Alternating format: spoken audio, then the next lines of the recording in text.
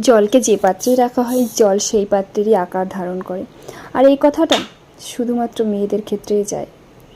একটা মেয়ে 20 থেকে 25 বছর বাবার ঘরে থেকেছে, বাবার রাজকুমারী হয়ে থেকেছে, সেই মেয়েটাই একদিন হঠাৎ করে অন্যের ঘরে চলে যেতে হয়। সেই মেয়েটাকে গিয়ে অন্যের সংসারে মানিয়ে নিতে হয়, অন্যের সঙ্গে মানাতে হয়, অন্যের পরিবারের সঙ্গে থাকতে হয়, বাবা মাকে ছেড়ে, তার ভাই বোন সবাইকে ছেড়ে। কিন্তু ঠিক সে মানিয়ে নেয় সেখানে। এই মানিয়ে নেওয়াটা খুব একটা সহজ কাজ কিন্তু নয়। কোনো ছেলেকে করতে দেখেছো?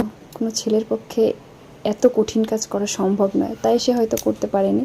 কিন্তু একটা মেয়ের কাছেই সম্ভব। এই সব কঠিন কাজগুলো মেয়েরাই করতে পারে।